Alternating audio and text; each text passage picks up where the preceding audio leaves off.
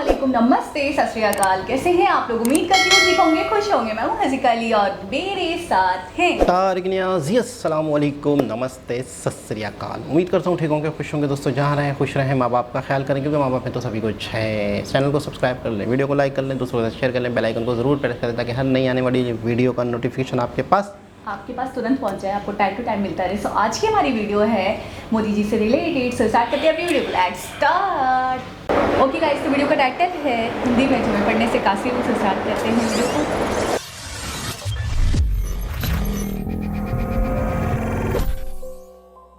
हैं हमारे बीच उपस्थित हैं श्रीमती सुनीता आदिवासी। उन्हें हम मंच पर सादर आमंत्रित कर रहे हैं। वे आएं और अपने अनुभव हम सब के साथ साझा करें, आप सबकी जोरदार तालियों के बीच।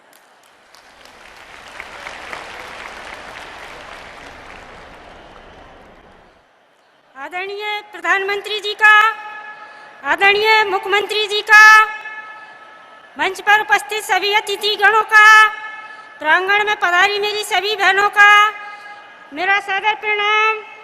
मेरा नाम सुनीता आदिवासी है।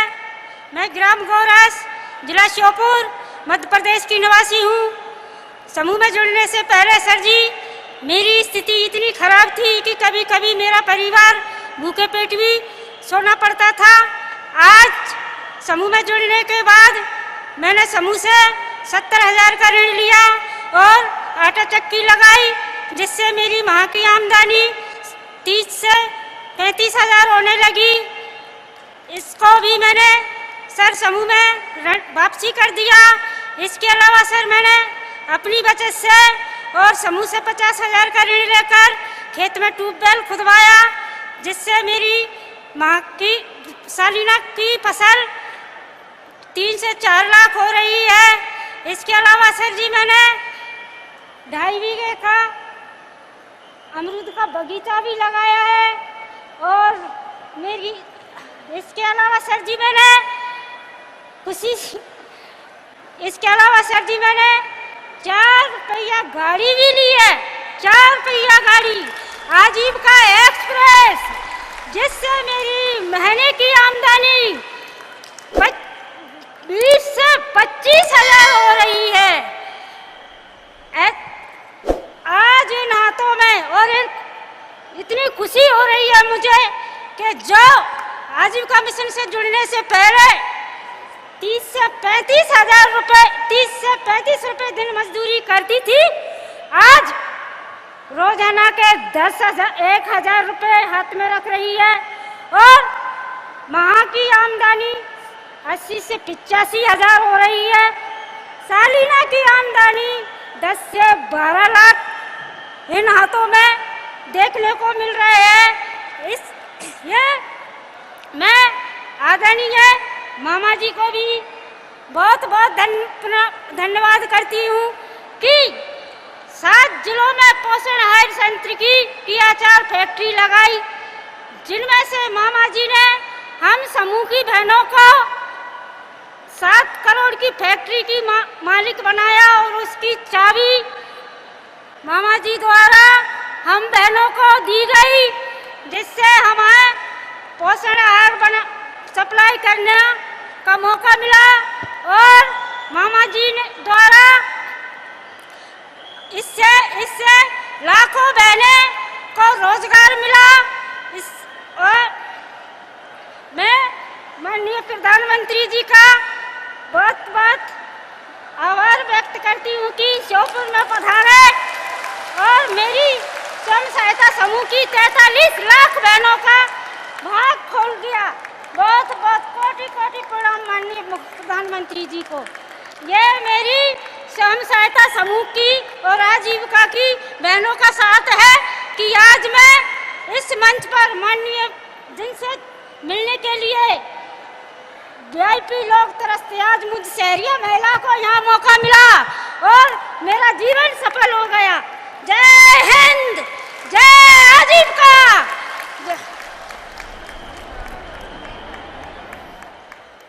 संघर्ष एवं सफलता की कहानी कहती श्रीमती सुनीता आदिवासी जी के संस्मरण को अभी हम सब ने सुना।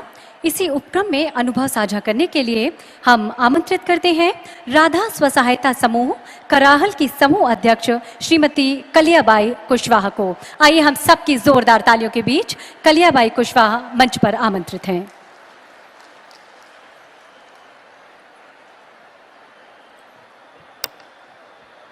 माननीय जी प्रधानमंत्री को मेरा नमस्कार, माननीय जी मुख्यमंत्री जी का मेरा नमस्कार, मंच पे बैठे हुए सभी अतिथि का मेरा नमस्कार, और जो माँ में आई हुई है स्व सहायता समूह की दीदियाँ उनका मेरा नमस्कार।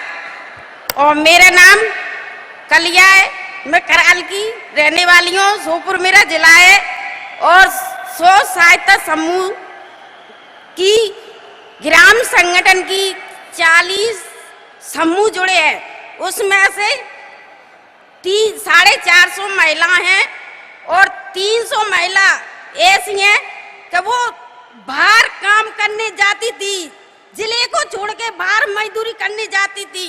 आज वो महिला स्व सहायता समूह की गतिविधि से 1 लाख से 1.5 लाख रुपए अपनी गतिविधि से कमा रही हैं।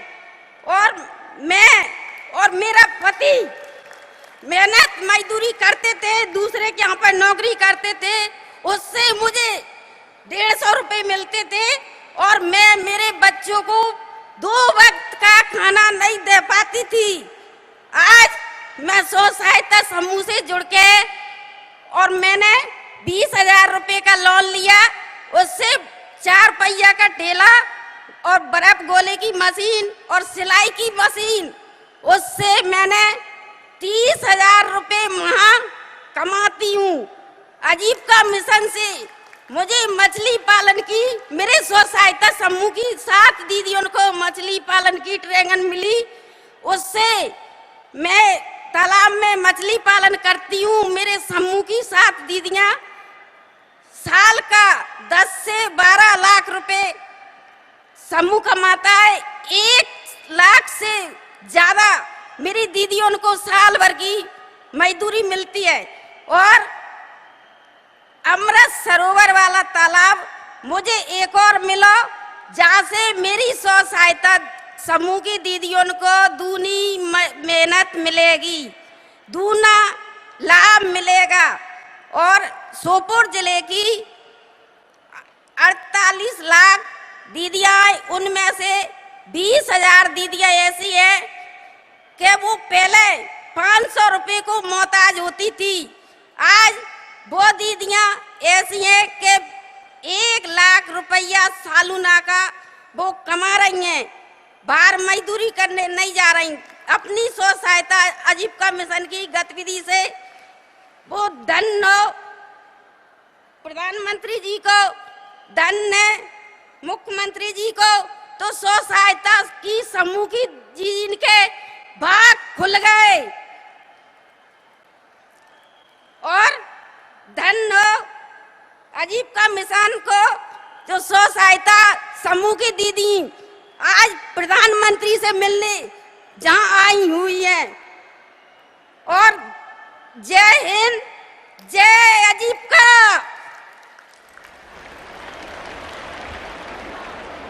हार्दिक धन्यवाद कलिया कुशवाहा जी।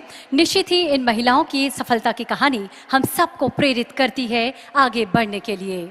आत्मनिर्भर भारत को विश्व पटल पर स्थापित करने के माननीय प्रधानमंत्री जी के सपने को साकार करने में दृढ़ निष्ठा के साथ महत्वपूर्ण भूमिका निभाने वाले मध्य प्रदेश के मुख्यमंत्री श्री शिवराज सिंह चौहान जी से।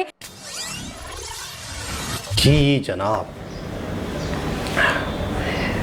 अच्छा, पहली वाली जो खातून थी महिला सुनीता, मैं तो ये कहूँगा कि वो इतनी जज्बाती हो रही थी कि उनसे बोलने में मुश्किल हो रही थी। वो इतनी एक्साइटेड हो रही थी, इतना मतलब है कि अच्छा, ये जो इतने सादे लोग होते हैं कि मतलब है कि इनके मुंह में जो आए, इनको जो समझ में आ रहा है ये बोलती जा रही थी, बहुत जज्बाती हो रही थी। अच्छा, मैं इस बात से हैरान हूँ, अगर इस तरह के अक्सर ऐसे इलाकों में एजुकेशन नहीं होती, अक्सर ऐसे इलाकों में माइंड सेट नहीं होता कमाने का, अक्सर ऐसे इलाकों में यकीन करें, मैं आपको बिल्कुल सच बताऊं ये लोग वो लोग होते हैं जो अपनी ज़िंदगी को यही ज़िंदगी कबूल कर चुके होते हैं। बाकी अगर इन्हें कुछ बताया जाए, समझाया जाए और अच्छी ज़िंदगी गुजारने की तरफ इनके सिर्फ़ और सिर्फ समझाया भी जाए तो इन्हें नहीं आता समझ में। ये समझते हैं कि शायद कोई फ्रॉड होगा या तो फिर बस हम जो हैं हम वही हैं, ये हमारे नसीब में लिखा है, कुएं के मेंढक बचे, ये हमारी गुर्बत ही हमारी। इन्हें सिर्फ़ और सिर्फ सही तरीके से 2 वक्त का खाना मिल जाए, इसके अलावा इनकी सोच भी नहीं होती कि यार कोई एजुकेशन भी होती है या कोई और मज़ीद भी तरक्की हो सकती है, इससे ज़्यादा कमाया जा अच्छा सकता है। ये तो एक अलग बिल्कुल ही मतलब है कि लो कैटेगरी के अगर लोग होते हैं, बोलना नहीं चाहिए, लेकिन बिल्कुल ही एक गरीब तबका जो होता है, मैं उनकी बात करूं, मैंने तो ये देखा है कि अच्छी खासी फैमिलियां भी, अच्छे खासे पढ़े लिखे लोगों का भी हमारे यहाँ माइंड सेट ये है कि जो हम हैं वही है। अगर बाप ने बिज़नेस दे दिया, बाप ने कोई कारोबार के लिए पैसे दे दिए तो दे दिए, नहीं दिए तो नहीं दिए, बिज़नेस चला चला, नहीं चला नहीं चला, हमारी एक ज़िंदगी 9 to 5 एक अच्छी ज़िंदगी, मुनासिब ज़िंदगी गुजर जाए वही बहुत है। ये स्टार्टअप करना, बिज़नेस करना, अपने आसपास के हालात के हिसाब से अपने बिज़नेस करना, ट्यूबवेल लगाना, गाड़ी लेना, जब फसलें और खेत उगते हैं, जब कटती हैं तो ज़ाहिर सी बात है सामान इधर से उधर जाता है, तो ज़ाहिर सी बात है उसके लिए भी गाड़ियों की ज़रूरत होती है, तो गाड़ी लेना, उसको रेंट पे देना, उससे अलग इनकम करना। अब जहाँ पर भी हैं, जंगल में हैं, गाँव में हैं, देहात में हैं, हर जगह का बिज़नेस अपनी अपनी नौयत का हो सकता है। मेरा दिल भर आया जब उन्होंने कहा कि एक टाइम खाते हैं और रात में बच्चों को मैं भूखा सुला देती हूँ। और सबसे ज़्यादा जो बुरा लग रहा था वो ये लग रहा था कि एक टाइम का खाना मिलता है और रात में बच्चों को ऐसे ही सुला देती हूँ। 35 रुपये महज एक दिन के कमाती हूँ। और आज वही महिला, आदिवासी हैं, जो भी हैं, सबसे पहले हम बात करते हैं इंसानियत की, कि इंसान तो है, और उनके लिए इतना बड़ा स्टेप लिया कि आज वो 85,000 रुपये महीना, जैसे कि दूसरी वाली जो महिला आई थी उन्होंने भी ये कहा कि कलिया बाई जिनका नाम था, तो उन्होंने ये कहा कि मैं 12 लाख, तकरीबन 10 से 12 लाख एक साल का कमा लेती हूँ, जिसमें से मैं सबको, अब दूसरे जो मजदूर हैं, जो मेरे मातहत हैं, जो मेरे मातहत काम करते हैं, उनको भी सैलरीज वगैरह देती हूँ, तो रफली पकड़ें तो 1 लाख रुपए पर मंथ, ठीक है ना। तो मैं ये कहूँगी, सबसे पहले तो मैं खुद भी बहुत ज़्यादा शुक्रिया अदा करना चाहूँगी मोदी जी का, क्योंकि इंडिया, पाकिस्तान, हिंदू, मुस्लिम, इन सबसे परे सबसे पहले इंसानियत आती है। और अगर कोई भी इंसान इंसानियत की खिदमत करता है तो उसके लिए पूरी इंसानियत मशकूर होती है, उसका शुक्र अदा करती है, या उसका शुक्रिया अदा करती है दिल से कि आपने इतना बड़ा स्टेप लिया। ये जो मिशन था, जो योजना है, जो भी स्कीम है, उसके तहत ही लोगों को स्ट्रॉन्ग बनाया जा रहा है, लोगों को अपने पाँव पे खड़ा किया जा रहा है, और इससे बढ़कर क्या हो सकता है। अच्छा, सबसे पहले तो ये है कि अक्सर फोकस होता है कि जो यंग जनरेशन है, जो आने वाली जनरेशन है, उनके लिए कुछ किया जाए, उनकी तैयारी की। अभी जो हो गया सो हो गया। जो गरीब हैं, जो मतलब है कि नहीं कर पाए, अपनी ज़िंदगी बेहतर नहीं कर पाए, लेकिन नई पीढ़ी बेहतर हो जाए। लेकिन यार कितना खूबसूरत स्टेप, कितनी खूबसूरत सोच कि ठीक है हमारे आने वाले लोग, आने वाली जनरेशन एजुकेटेड हो, आईटी से रिलेटेड हो, पूरी दुनिया पे वो छा जाए, ठीक हो गया। लेकिन इनकी तरफ भी फोकस है, इनकी भी ज़िंदगी बेहतर, जो जिनकी ज़िंदगी बेहतर है ही नहीं ना मैं कहता हूँ इन्होंने कभी, मैं 100% कह सकता हूँ कि अगर इनके साथ ये प्रॉब्लम, ये जो इश्यूज़ थे, जो प्रॉब्लम थे, उस दौरान कभी इन्होंने सोचा ही नहीं होगा कि हम लाखों तक पर मंथ उठाएंगे, कभी ऐसा सोचा भी नहीं होगा। जो पर डे कमाते हैं उनकी सोच में भी नहीं आया होगा ना। किस तरह से खूबसूरत तरीके से उनको, मुझे ऐसा लग रहा है कि ये एक ऐसा प्रोग्राम है जिसमें बाकायदा इनको छोटे छोटे लोन दिए जाते हैं, जिससे और समझाया भी जाता है बिल्कुल कि इसको खाना और ख़त्म करना नहीं है, आपको अपने आप को आत्मनिर्भर बनाना है, अपने आप को इंडिपेंडेंट करना है, और दूसरी बात और साथ में दूसरों को भी। और ये ज़्यादातर लोग वो लोग हैं, हाँ भाई रोज़गार देना है, एंटरप्रेन्योर जिसे हम कहते हैं, तो ये समझे, ये इन लोगों को इस तरीके से समझाया गया इस प्रोग्राम के तहत, और कि आत्मनिर्भर बनना है। और दूसरी बात, ये ज़्यादातर वो लोग हैं जो दूसरों के यहाँ मजदूरी करते थे। बिल्कुल, मैं हैरान हूँ माइंडसेट, किस तरह से इन्होंने माइंडसेट इनका किया, किस तरीके से इनको हिम्मत दी, किस तरीके। ज़िंदगी में आप कब कामयाब होते हैं? जब आप कामयाब होना चाहते हैं, जब आपको यकीन हो जाए कि यार मैं इस हद तक भी जा सकता हूँ। जब हमारे यहाँ तो माइंडसेट ही ऐसा है कि नहीं, जो है हम हैं, और इस लेवल पे अगर एजुकेशन नहीं है तो इस लेवल पे लोगों की सोच बदलना बहुत मुश्किल है, बहुत मुश्किल है। बड़े प्योर लोग होते हैं, जो जैसे उन्होंने, वो महिला जो पहले आई थी सुनीता आदिवासी, तो ये इतने प्योर होते हैं कि इनके इमोशंस पे इनका काबू करना, जैसे हम हैं, हम कंट्रोल करते हैं खुद को, हम अपने इमोशंस को छुपा जाते हैं, हम खिल जाते हैं। लेकिन ये जो लोग हैं, मैंने अक्सर वीडियोस में देखा है, ये इतने सादा होते हैं, जो इनकी ज़बान में होता है वही इनके दिल में होता है। सही है, इनमें बनावट नहीं पाई जाती, इनमें बिल्कुल शो ऑफ सही। नहीं पाया जाता, इनमें मुंह पे कुछ, ज़बान में कुछ, दिल पे कुछ, ऐसा नहीं होता।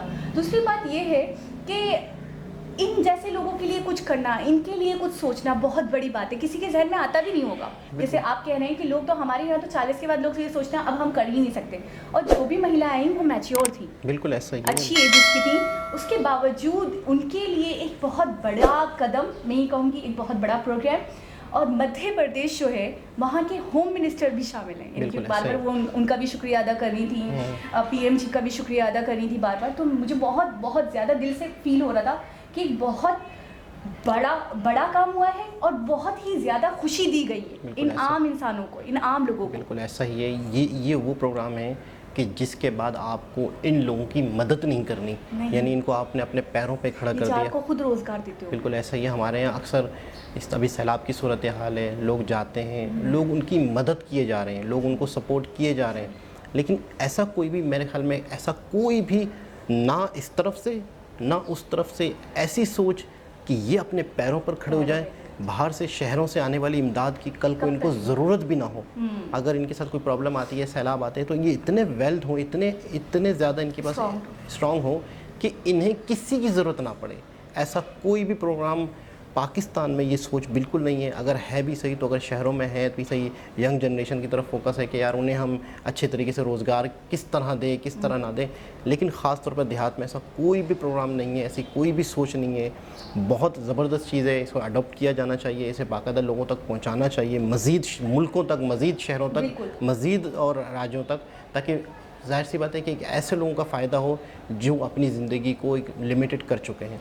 अच्छा, इंडिया के हवाले से ज़्यादातर जो बात बहुत चर्चा में है, उनका जो एक गोल है, एक लक्ष्य है, वो यही है कि आत्मनिर्भर बनाना है इंडिया को। तो इंडिया आत्मनिर्भर तब तक नहीं बनेगा जब तक हर शख्स एक इंडियन आत्मनिर्भर नहीं और बनेगा। एक शख्स के मायारी ज़िंदगी जब तक बेहतर नहीं होगा तो डेवलप कंट्री नहीं कहलाएगा। तो ये इसीलिए बिल्कुल शुरू से चल रहे हैं, बिल्कुल स्टार्टिंग से आ रहे हैं कि जी पहले हम अपनी आवाम को तो आत्मनिर्भर बनाएं। कोई कंट्री आत्मनिर्भर होता ही नहीं है, आवाम आत्मनिर्भर होती है। आत्मनिर्भर होगी जब सब आत्मनिर्भर कंट्री होगी तो फिर कंट्री तो ऑटोमेटिक हो जाएगा ना। फिर तो बहुत अच्छा लगा, बहुत ही अच्छा लगा इस तरह के प्रोग्राम देख के, इस तरह की सोच देख के। दोबारा किसी और वीडियो के साथ आपसे मुलाकात होगी, जब तक के लिए अल्लाह हाफिज़।